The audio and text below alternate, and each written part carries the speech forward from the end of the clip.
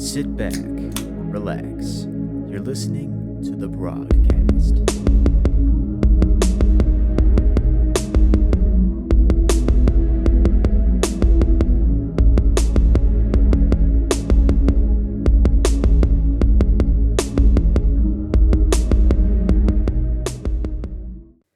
What's going on, everybody? Welcome to another episode of the Brogcast.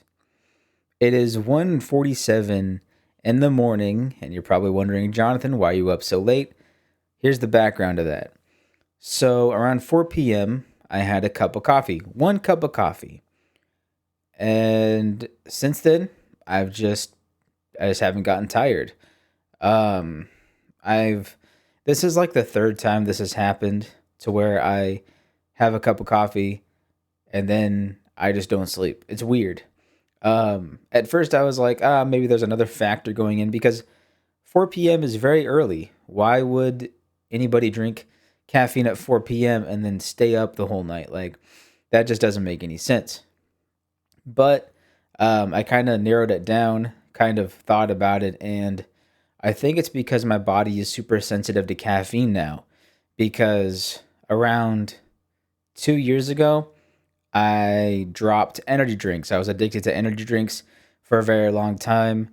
And then I just stopped drinking energy drinks and eventually cut out coffee. And I started drinking mud water, my mushroom coffee. And that only has 35 milligrams of caffeine, so it's very low.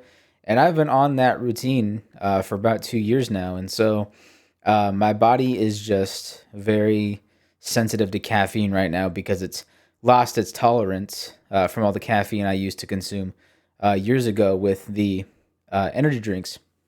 So my body's just really sensitive to caffeine now. I got to be really careful. Apparently, I can't have it past 4.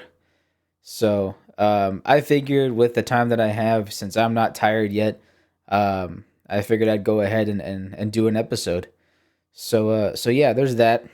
And I asked ChatGPT to give me a list of 50 band-related questions. So this is going to be a band-themed episode. So yeah, I hope you guys enjoy. One thing I forgot to mention.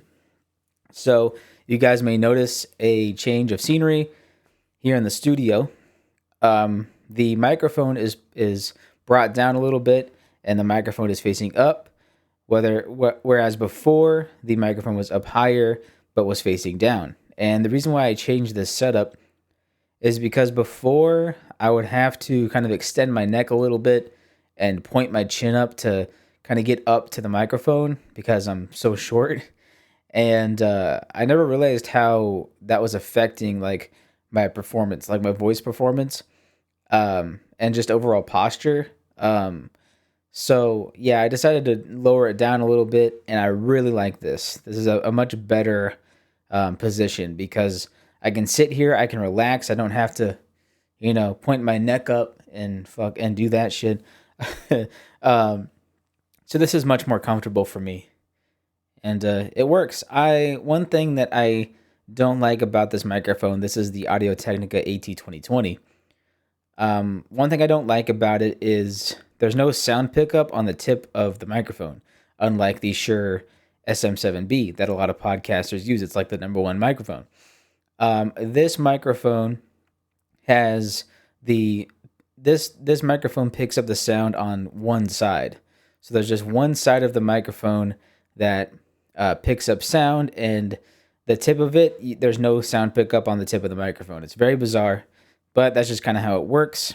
So I kind of had to make do. Originally, I wanted it to point out, and then I would just talk into the tip of the microphone, but that's not how this microphone is designed. So this is the best I could do, but it is a lot better. I like this setup a lot better. All right, like I said, 50 band-related questions. Let's get started. First question is, how did your band form? So man, there's a lot of pieces that go to it. So it all started when my friend Ford, who is now in the Coast Guard, bassist for our band, it all started when he picked up the bass in 2017. And I've been playing drums since 2009, 2010, And so it was just me solo for a while, and then Ford picked up bass in 2017. And since we are best friends, he would come over a lot. And when he learned bass, he would come over to my house and we would jam together, drum and bass. So there's that. We were jamming together for a while. And then in 2021, I met our former guitarist, Kyler. He left our band mid, I think I would say mid 2024. Him and I got together through a Facebook group, and we met and we jammed for a little bit, and then me, him, and Ford jammed a little bit, and then I think it was like a year later, I met Daniel, our singer guitarist. This was like early 2023. I met him, and then one day we all got together, jammed a little bit, and then we jammed a few more times, and then we made the band. Um, Kyler, our rhythm slash lead guitarist, had to move to another state, so he unfortunately wasn't able to be a part of our band. So that made us a three piece after that, and so we were doing three piece for a while, and now it's just me and Daniel. So because like I said, our bassist Ford went into the Coast Guard. So if there's anybody in Oregon who is a bassist and wants to join a band, we need a bassist. So there's that. And if you know somebody who's a bassist in Oregon who wants to join a band, let us know. The best way to contact us is through our Instagram. Our username is Mimpathy Band. So look up Mimpathy Band. You'll see our logo, and just yeah, just DM us on there if you have any leads or if you want to be a part of our band. So yeah, that's how we formed.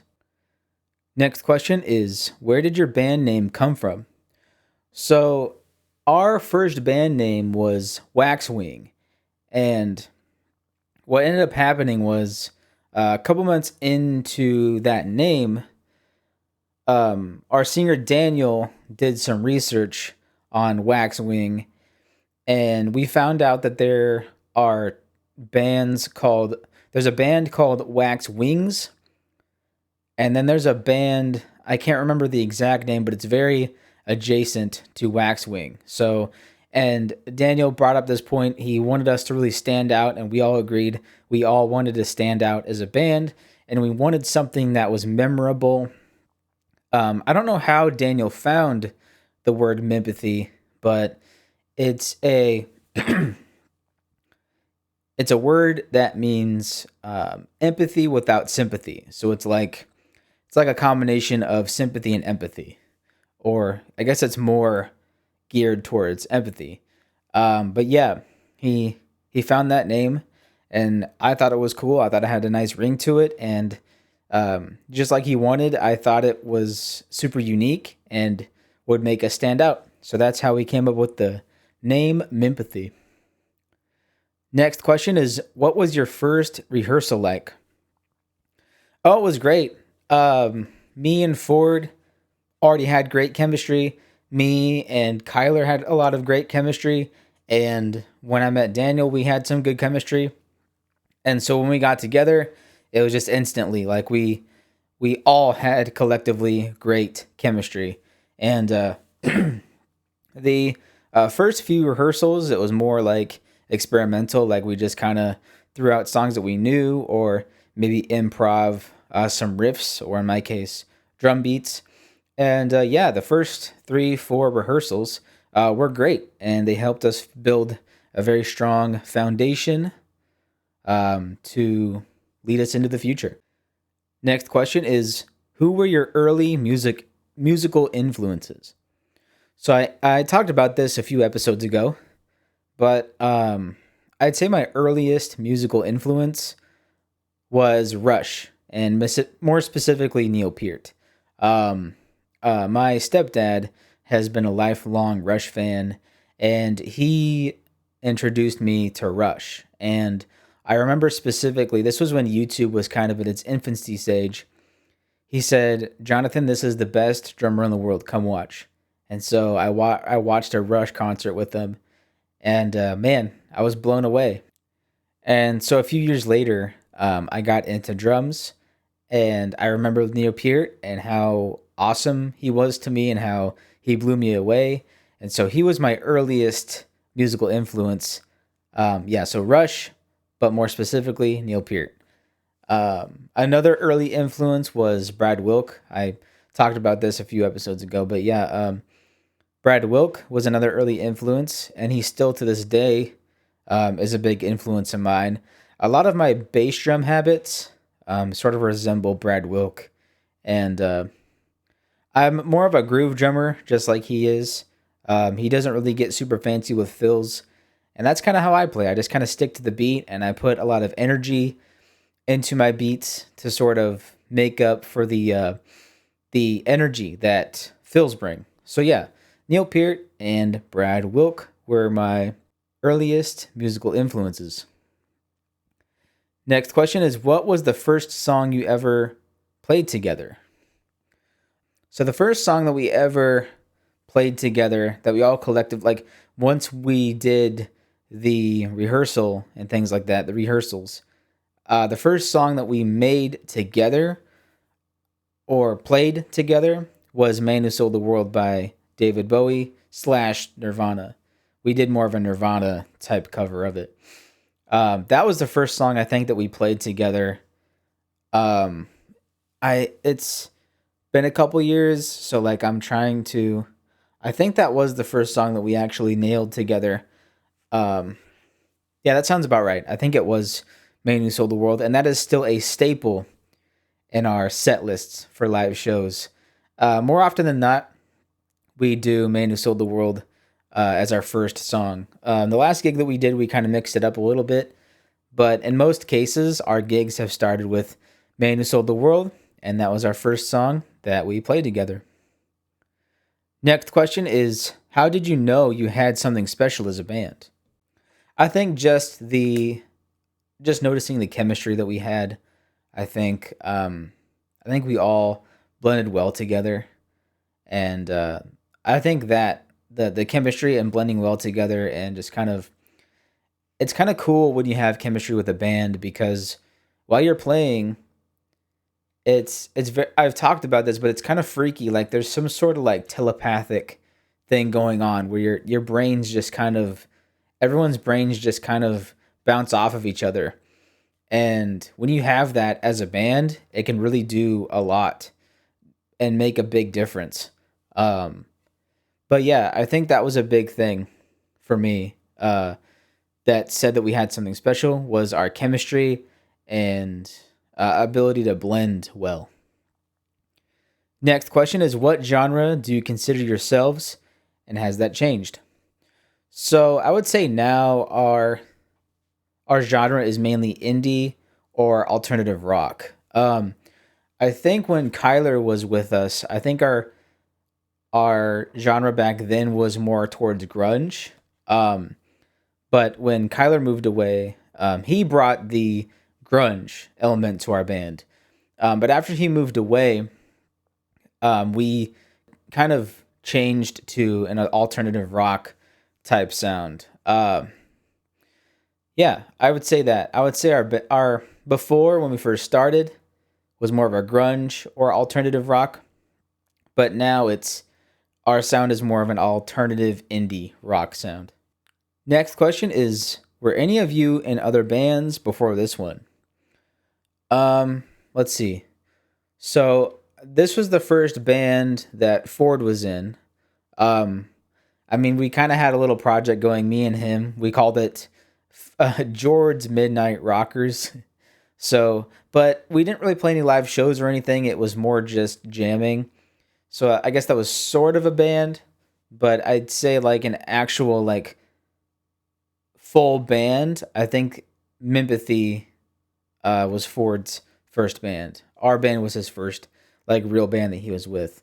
Um, I was in a couple bands before us. The first band I was in was when I was a freshman in high school. Our band was called Electric Bull. And then around my junior year of high school into my senior year of high school, I was with the band called Initial Limit. and we actually won our junior year talent show. That was pretty cool. And then the summer after we graduated, we played on a big stage in our hometown during the summertime. And then we also played in our local grocery store. The owner wanted us to play inside the store. That was crazy. It was like right where the registers were. And it was really loud too because it's kind of a small store. That was crazy. We also played at a Mexican restaurant. And then we also played in front of that store that we played in later on. Lots of good gigs with that band. Like I mentioned, we played with Ellen White, a very well-known musician from Portland. We also played with. This was the same gig with Ellen White, but Norman Sylvester was there. He's a blues musician, super awesome guy. So we played with them. That was kind of a side tangent, I guess, but that was the band I was with. And then me and Kyler had a band going on for a while, me and him, because we did play a couple gigs. And we didn't really have a name, actually, now that I think about it. I don't think we had a name. Or no, we did have a name. Oh, how can I forget? No, our band name was City Farm 503 because we live in Oregon, and Oregon is our area code is 503. Um, yeah, I think later we just changed it to City Farm, but yeah, because uh, the name behind the reason or the origin of that name was I live in the country, and then at the time when I met Kyler, he was in the city, so that's where we got it. A farm and then a city. A guy from the farm, a guy from a rural area, a farm, whatever you want to call it, and then a guy living in the city. So city farm, and then 503, and then after that, it was just city farm. So yeah, me and Kyler had a band going on for a little bit, and then yeah, after that, Mimpathy. So I've been in a few bands.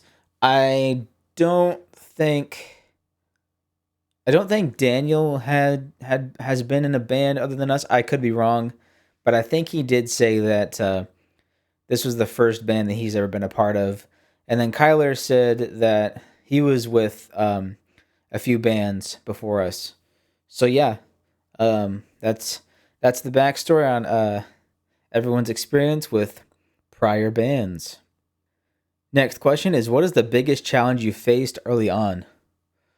Um, well, it's something that we still struggle with sometimes because we're we're still pretty green when it comes to this particular thing. But like the sound quality, the sound mixing. When we first started out, we used Kyler's vocal amp, and that vocal amp, it was kind of crazy. It was like haunted or something, because whenever we would practice with it, um, Daniel's microphone would just there would be feedback on his microphone, and it just drove him crazy because we couldn't figure out where the feedback was coming from because all of our amps were pretty far apart. The microphone was plugged in right. It was all good. We had a good mic. The mic stand was good quality. And but it turned out it was because the vocal amp was aging. And we didn't know that. We were just like puzzled as to what was going on with it. So there was that. And then when we were playing live, we were kind of new to the sound check and mixing game, and so a lot of our early gigs and even some of our recent gigs, the vocals are super quiet, um, and so we're learning to do sound check now. The best like the best sound quality that we had was when we played at the Hawthorne Hideaway. And oh, I'm so mad because our camera shut off like 5 minutes into sound check. And so I couldn't get a recording of that gig. And oh, it was so annoying because if for those of you who were there, you knew how good it sounded. We actually had a what do you want to call it? A sound mixer, a sound check person in the corner of the bar, and she had like an actual mixing board. They mic'd up my drums. They had very good quality like sound equipment there, and it was the best we ever sounded. Because before that, it's usually, other than that gig, it's usually just been our vocal amp slash PA, and then our amps, and then my drums. And my drums aren't mic'd, and so it's something that we're still working on. But it's kind of been a challenge since day one. Next question is, what is the story behind your first gig? So first gig, yeah, our first gig was at a local lodge, and at this time, my mom and my sister were helping run it, and around this time was when our band formed, and so we were looking places to play, and the owner of the lodge was like, "Hey, how about Jonathan's band comes to play?" And I was like, "Sure, that sounds awesome." And so I told the boys, and we're like, "Yeah, this is super cool. We have our first gig." And so we played there, and this was like a month into forming. So we had virtually, like, we had a very, very small set list. I think we only had like 10 songs. And to put that in perspective, we have like 20 songs now. So I think we had less than 10. It was our band was really in the infancy stages. So yeah, we played those like 10 or less than 10 songs, and then we just kind of jammed, and our set was well under an hour. The owner wanted us to play for an hour, and we just didn't have any material past like 30 minutes. And the owner got kind of mad. She was like, "They're supposed to play an hour. What are they doing stopping?" And it's like, we just got together. We just formed. Like, we're still a new band. Like, give us a break. Um, we, I think we were originally supposed to get paid, but then we got paid in food instead, which is fine. Like, it's all about the experience. Money doesn't really matter, especially if you're doing your first gig. But um, I think we were supposed to get paid that day, and we just never did, because we didn't play long enough, according to them. But um, so there's that, and then actually, I think that's it. Oh, no, no, no, no. So this gig was packed. I don't know what was up, but we had people posting to the local Facebook groups, and I put videos out and posts out, and Daniel did, and Ford did, and Kyler did.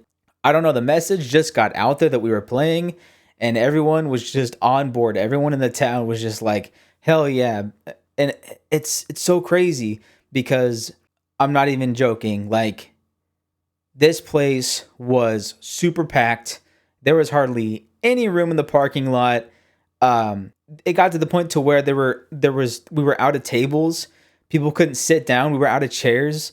People had to be standing up in the back. It was nuts.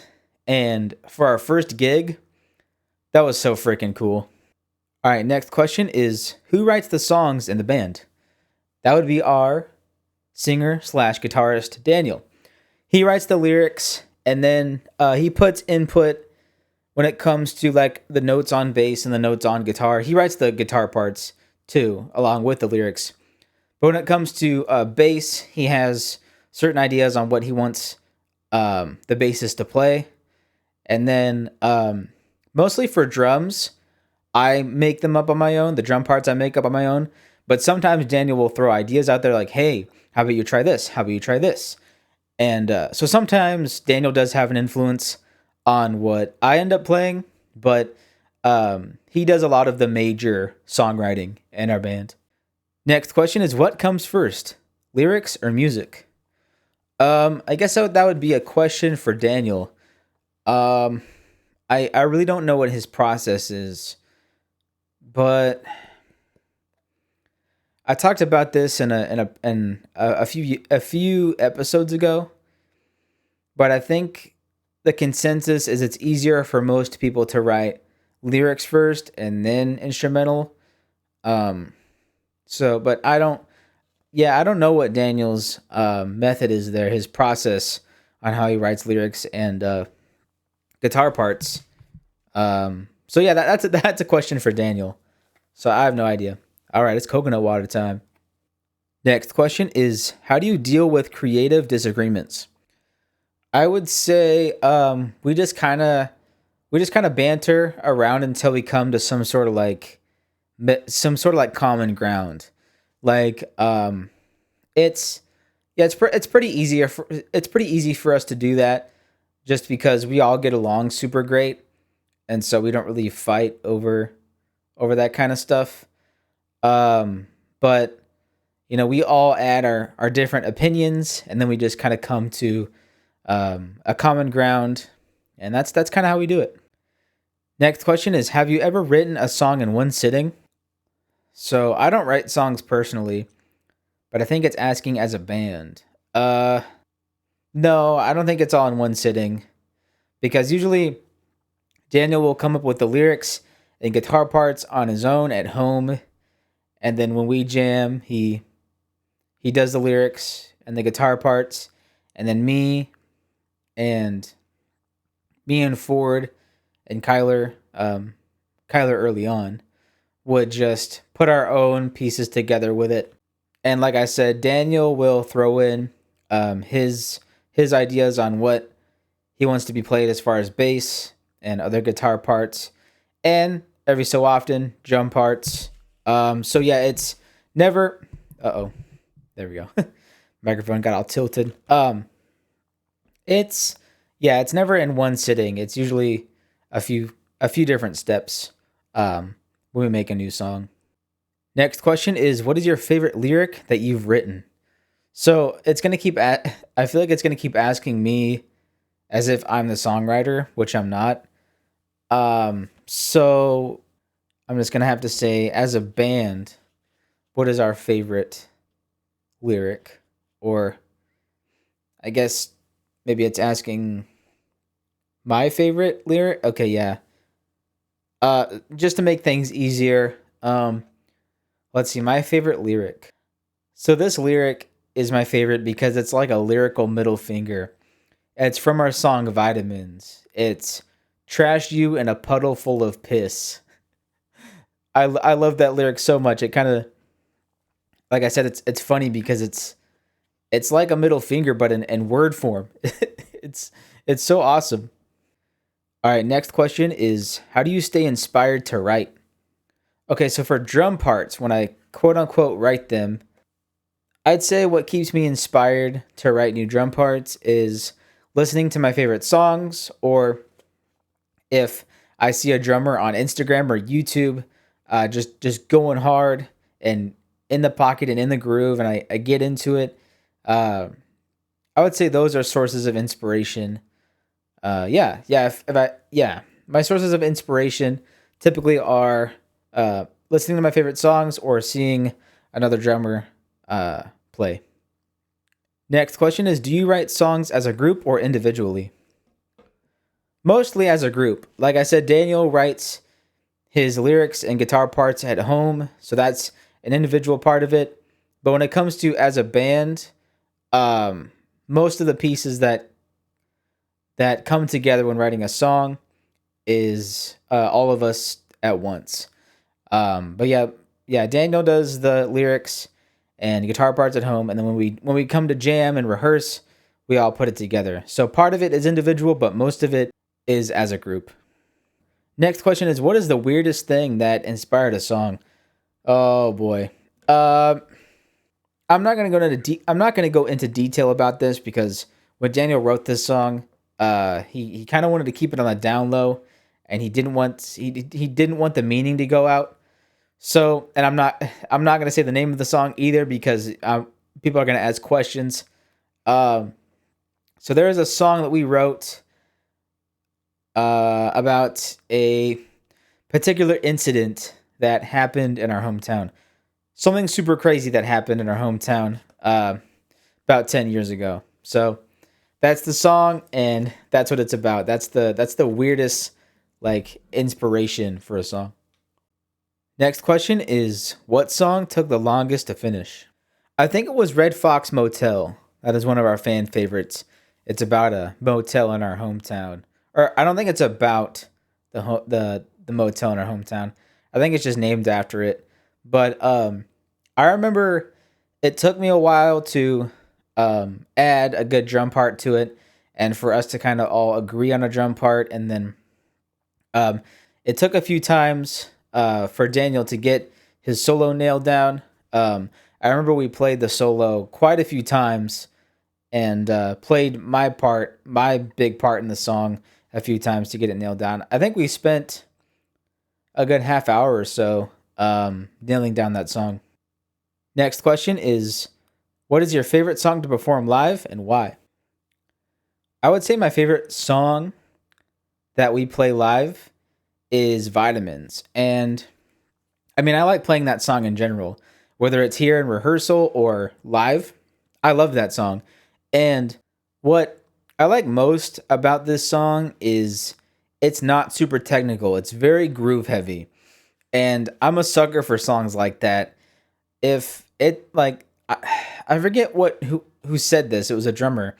He said the longer you stay in the groove, the more you get into the song. And that's so true. The more you're in the groove, the more you feel it.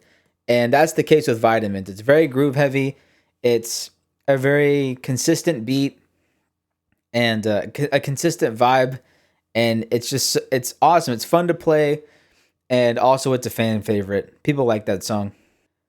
All right, next category here is gear, practice, and studio. Next question is, what gear do you swear by? So me in particular, because a lot of these questions you're just gonna have to ask them, so I can't speak for them when it comes to their gear. But for me, um, let's see. Here's a few pieces of gear that I really stand by, and I'm not gonna part with. So first and foremost is gonna be the Neil Peart signature sticks. I've talked about these sticks in previous episodes and how incredibly durable they are because they're made of a Japanese oak. Um, they are a heavier stick, I will say that, but once you get used to them, oh, they're a blast to play with. So that is like number one. Um, Another piece of gear that I swear by is the Remo Remo Remo controlled sound X drumhead. That is the best drumhead hands down for me. It doesn't work for every snare drum, but if I find a snare drum that fits with it, I stick with that head. It's easy to tune with. It has a lot of rebound because it's two ply. It is just an overall great drumhead. Let's see. Another piece of gear, actually, this should be number one, the kick block. So, for those of you who don't know what a kick block is, there's a company called Kick Block that makes a foam block with Velcro on the bottom.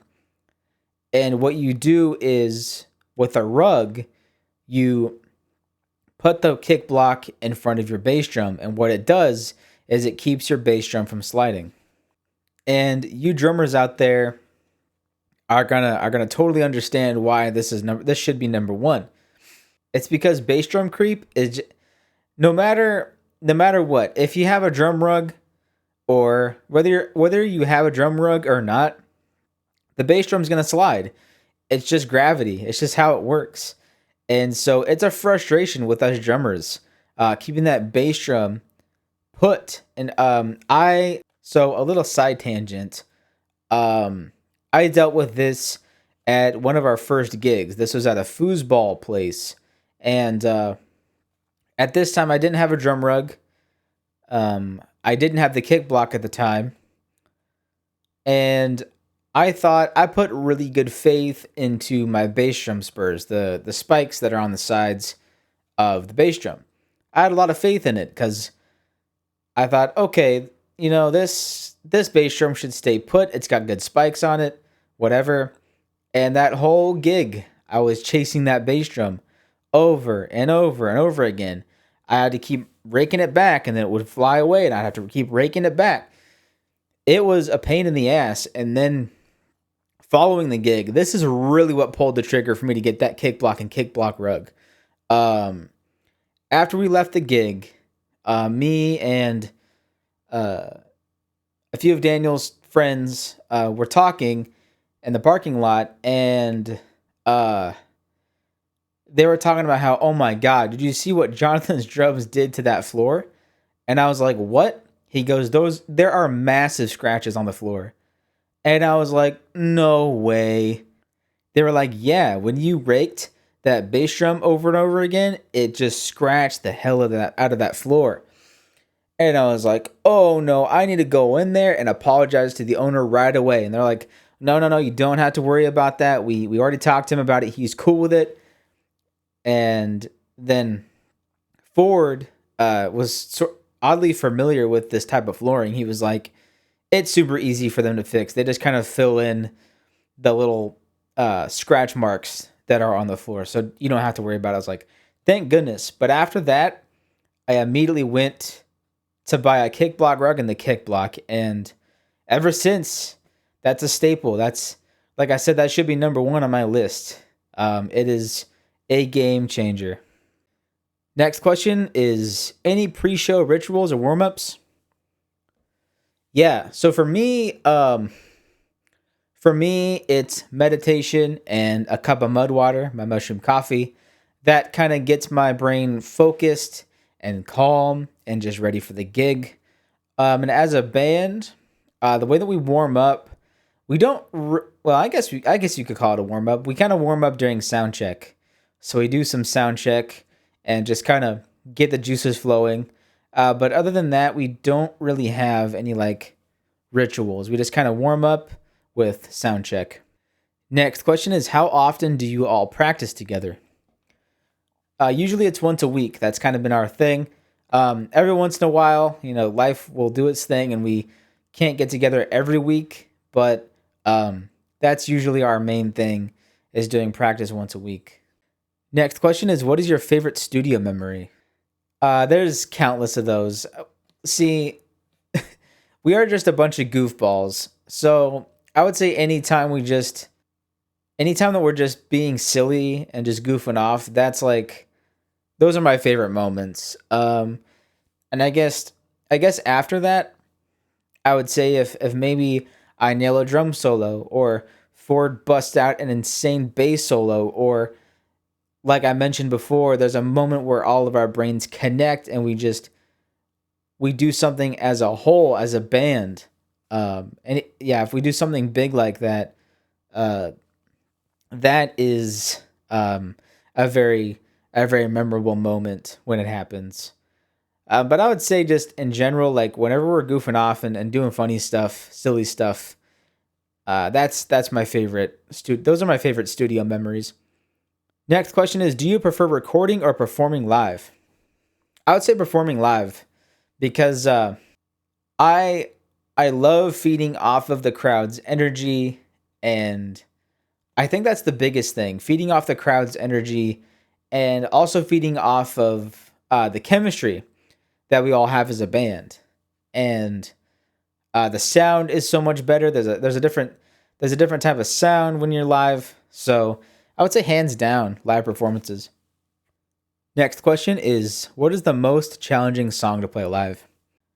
I think it would be Red Fox Motel. No, is it Red Fox Motel? Yes.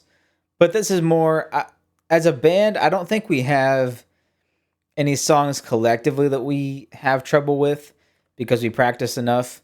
But one song for me that is challenging is my solo in Red Fox Motel.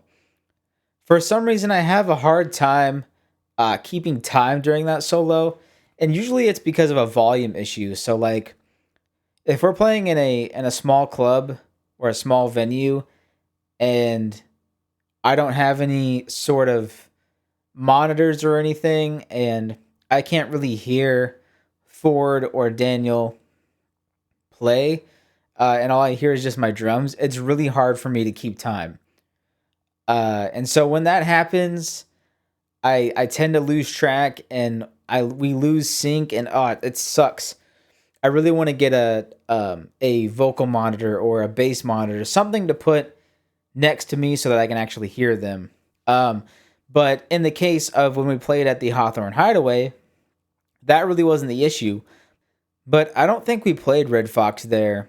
But I feel like if we did, um, it would be a lot easier. But for right now, that's a song that's difficult for us, but more so difficult for me is because we need monitors, man. Next question is analog or digital? Where do you stand?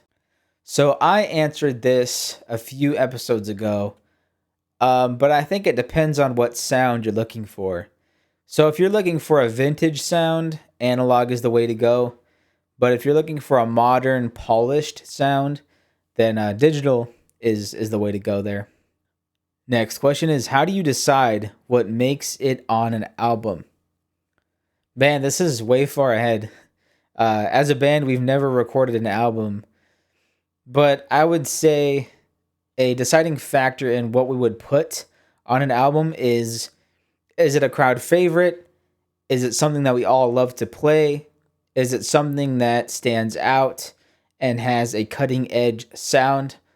I would say those are contributing factors when it comes to putting songs on an album. Next question is have you ever scrapped a song completely? I don't think we've ever scrapped an original together, but one song that, I mean, we might pick it up later on, but one song that just kind of died off was our cover of Destination Unknown. It's got kind of a weird timing to it, and it was hard for me as a drummer to kind of figure out where I was supposed to jump in. There are a lot of different parts of the song that are were just super tricky for us, and we might cover it in the future, but that was a song that just kind of died out and we stopped playing just because we couldn't get it going. Next question is what is one piece of gear you cannot live without? I'm gonna say it again, kick block. If I don't have my kick block and rug with me, forget it.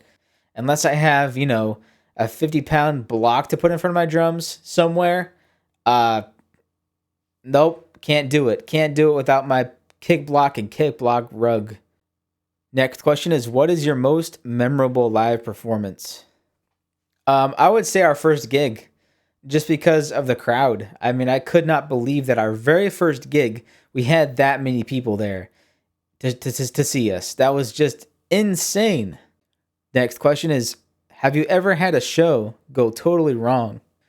No, I don't think so. I mean, there's here and there we'll mess up, but I don't think there has ever been a show where it's been a complete disaster. But I would say, as far as equipment, yeah, that's happened a few times with our camera.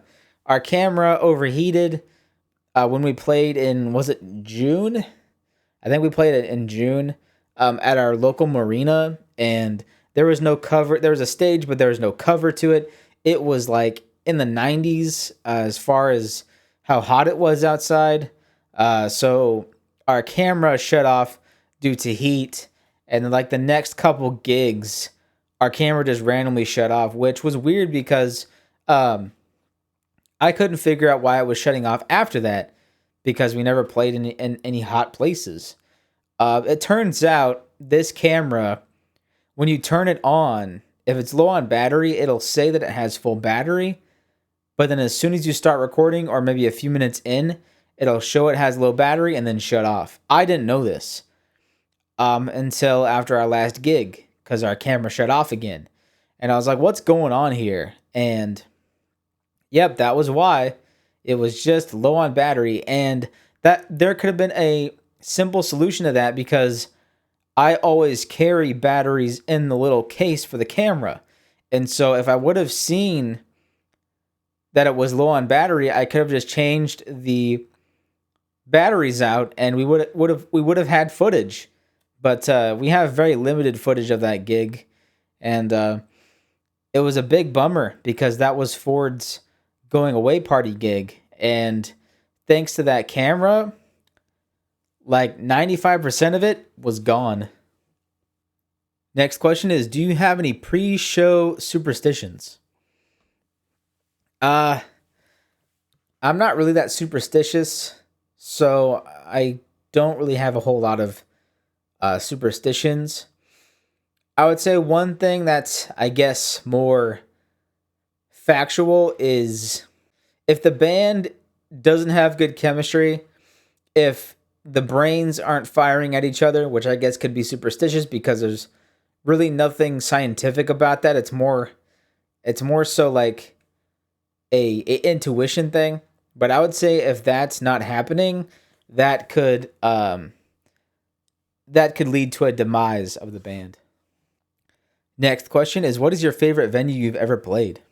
I would say Hawthorne Hideaway, just because of the professional sound equipment that they had. Like I was saying, and also it's a really cool spot. The lighting is super cool. The layout of like the way that they do the way that they present it is just super cool. Yeah, I'd say that's my favorite venue to play. Next question is, what is the best crowd you've ever played to? So once again, the lodge, the lodge crowd. It was insane. I'm just gonna keep saying that it was crazy seeing all those people there to the wall, like just tons of people. It was nuts. Next question is, how do you handle nerves before going on stage? I would just say, just focus on the chemistry, focus on the music. Maybe because for me, if I focus on the crowd, like the crowd energy, that really helps me, helps bring the nerves down, which may seem counterintuitive, but that's one thing that brings my nerves down if I feel the energy. But um, another thing that you can do is just make sure you're breathing properly, make sure you're not tense, things like that. That's another way to kind of calm your nerves. And another thing too is a lot of self reassurance. So just tell yourself, we've practiced this many, many times. We've rehearsed this. We've got it down. There's nothing that can go wrong. We have everything right. The chances of something going wrong are very slim. And just tell yourself you've got it in the bag. And 9 times out of 10, that's going to help you. Next question is, any crazy tour stories? No, because we've never gone on tour as a band, but that is definitely something I want to do, and I know we all want to do as a band. But I'm sure when we go on tour, we're gonna see some things. Next question is, what is the worst gig you've ever played? I don't think I have one. Every venue that we've played, we've loved. We've loved playing at all of our gigs. So we've yet to find a shitty place to play. Next question is, how do you kill time on the road? Once again, we've never gone on tour, so I don't know. Uh, I think in our case, once we do go on tour, I feel like it's just going to be a lot of goofing off and just being silly gooses, or I guess silly geese. That's so stupid. Um, but I think that's one thing that we will do to kill time is just goof off and tell jokes and show each other memes. We're all into video games a little bit, so maybe play some video games together. So yeah, I think that's what we will do once we uh, get on the road and tour. Next question is, what is on your tour rider, even if it's just a joke? Tour rider? What is that? Is that like the tour bus? Is that what it's referring to? I don't know. Um, I really don't know. We don't go on tour, so we don't have a tour bus. I'm trying to think of a hypothetical. I don't know. Some big, maybe on like the walls of the tour bus. Maybe we'll have like an inside joke on the wall or something. Just to goof around. I would say that maybe that's it. Maybe like a meme or something. We'll put it up on the wall. All right. Next question is, which band member is always late? So it depends. Usually we all show up around the same time. I can never be late because we jam here in this room at my house. So I'm never really late. Um, I would say Daniel, out of all of us, shows up first and then it's Ford.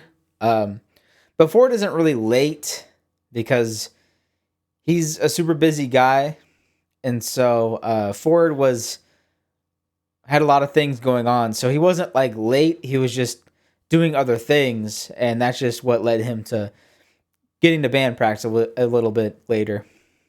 Next question is, if your band was a movie, what would it be called? I'm just going to keep it simple and just say Mimpathy. Mimpathy is the perfect movie title. It's about us. So, Mimpathy it is.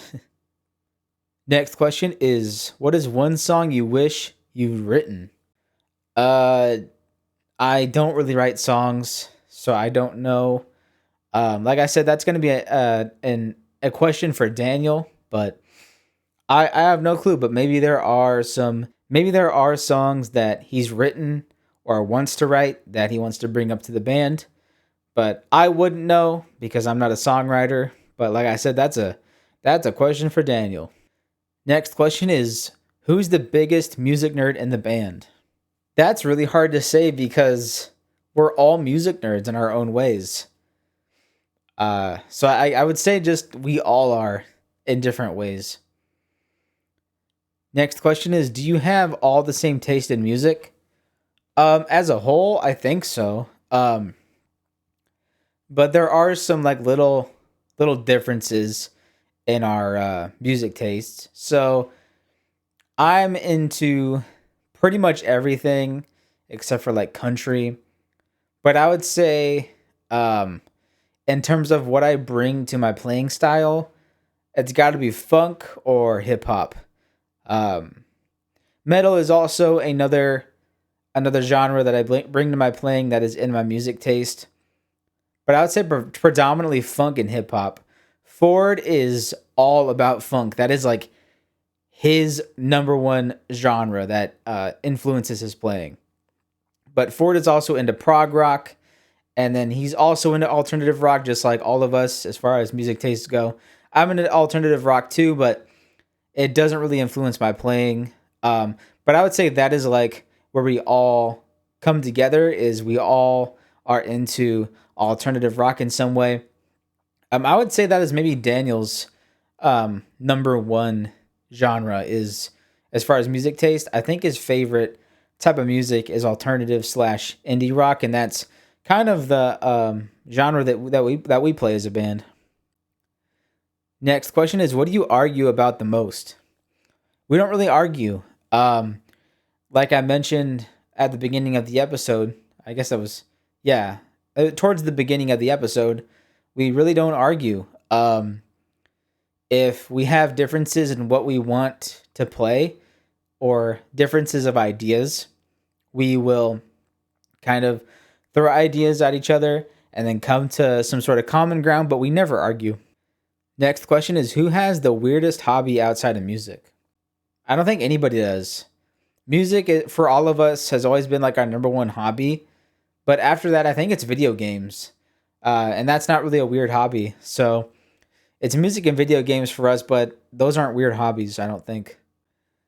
Next question is, if you could open for any band, who would it be? I think one band that I really want to open for is Seven Dust. Something about their sound and their stage presence and just their overall aura, I would love to open up for Seven Dust. And crazy thing about Seven Dust is Daniel's dad went to a show and he was just casually talking with the singer of Seven Dust, LeJean Witherspoon. They were just sitting outside talking, and Daniel's dad was like, "Hey, which band are you with?" And he goes, "Seven Dust." And when we were at Ford's going away party gig, after we got done playing, I was talking to Daniel about Seven Dust, and he was like, "Oh yeah, my dad talked to the singer." I was like, "What?" And so that's when we all talked about it. But that is a band, I would say number one out of many bands I would like to open for. Yeah, Seven Dust is number one for me. Next question is, what advice would you give to a brand new band? I would say, because I think our strongest attribute, other than our playing chemistry, is our willingness to come to an agreement and work together. If you are with people in a band who you can't get along with, who you argue and fight with all the time, and you have no chemistry, you need to find new band members. You need to make a new band. So yeah, I would say my biggest piece of advice is find people who are like-minded and who are open to criticism and more particularly constructive criticism and open to new ideas. So that's my piece of advice there. All right, final question. Where do you see your band in 5 years? That's really hard to say because that's well, I guess that's not super far away, but um, I think by then we'll be experienced and we'll be more rock solid than we already are. We'll have a lot more knowledge. We'll have, like I said, a lot more experience, and I think that will benefit us. And I think 5 years from now is when Ford will be back from the Coast Guard. So I hope at that point we can reunite with Ford and the original Mimpathy will be back together. But it's really hard to say. I mean, a lot of things could change between now and then. But I would say overall, we will gain more experience, and that will benefit us for gigs to come. All right, y'all. That does it for this episode of the Brogcast. I hope you guys enjoyed. I'll see you guys next time. Peace.